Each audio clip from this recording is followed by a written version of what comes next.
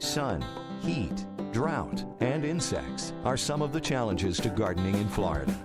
How does your garden grow?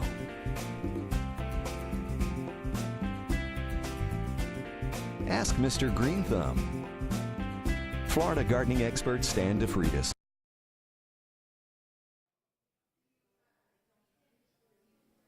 We're at the beautiful Sand Pearl in Clearwater Beach, and it is a fantastic place. We are very fortunate to have with us Steve with PLANTZ. Steve with PLANTZ. Thank you. I want to say, now a lot of folks want to know, what are the secrets? What can you tell them? The folks out there who have problems with their indoor plants, you're a professional. What do you do that's different? Well, Stan, I am on a personal mission to teach people at home how to take care of live plants in their homes and make them last.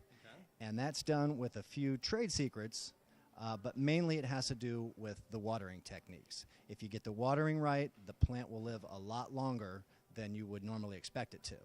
Now, what are those secrets that people have to really know? Now, there's different flavors of sub-irrigation, and we call ours the Plant Assure system. And it's some very simple technology that allows the plant to wick water up into the root system, into the soil, when it needs it, not when you apply it. So we're going to build a reservoir and allow the plant to drink over time, and not necessarily when a person applies water to the top of the soil. Now, 99% of the folks out there are saying we water from above with our watering can, and you don't. And you might tell them, what's the wick system and why is it better? Well, the wick system is better because, like I said, it allows the plant to drink when it wants, but it also irrigates from the bottom, and that keeps the top 2 inches of the soil dry. And that prevents or minimizes the opportunities for fungus gnats and other organisms to live in the top 2 inches of soil. And that's important. For anyone who's ever had fungus gnats in their plants, it's just a real nuisance, and you really don't want it. And this could be a great help to them, right? Correct. Now, we've got an aglaonema here. An ag, yes. This is a simple ag. This was probably grown in Homestead, Florida, as part of the floriculture trade in the state.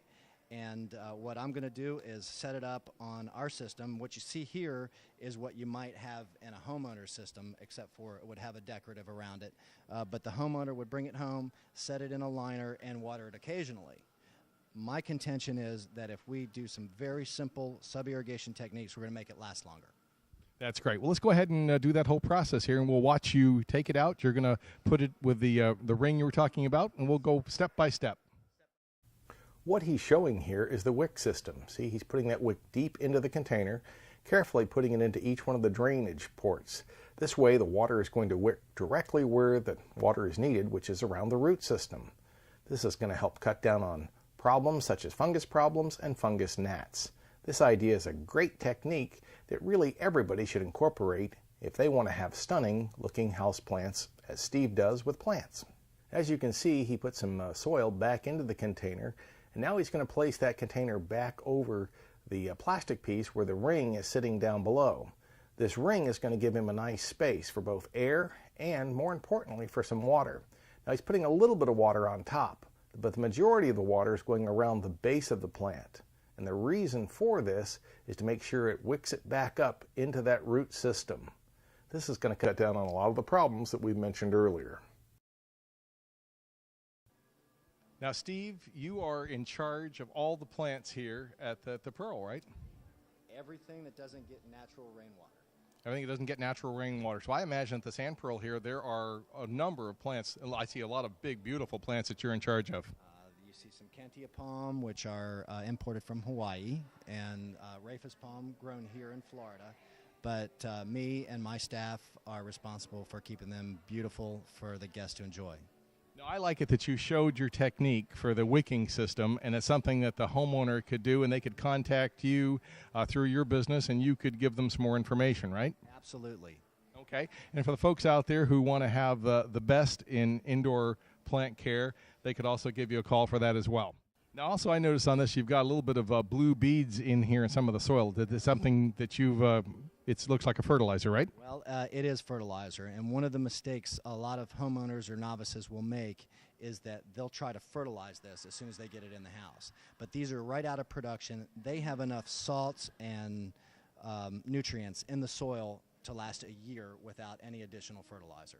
All right, so don't get too gung-ho. If you get your plant from Steve at PLANTZ, don't go home and try to give it extra fertilizer, or you'll start getting a burn along the edge of the leaf, right? Correct. It does not need any additional fertilizer for at least a year.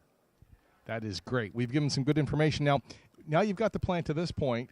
What is the next thing that you would do setting it into a commercial setting as you are? Well, if you see the plants around here, everything's well placed in decorative containers, and you want the decorative container to match the decor for the room where it's going to be placed.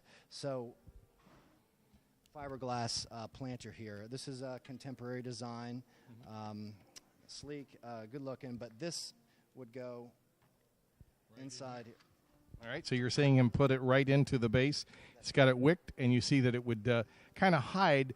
Let's face it, the plastic pot that it comes in from the nursery is not that attractive, but when you hide it in this pretty decorative container, then you've got something that's really quite attractive. Finish it off, what you really want to do here. Get some moss, huh?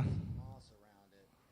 And this is the old Spanish moss? This is Spanish moss, or wood fiber that's made to look like Spanish moss. Okay. But it really finishes it off.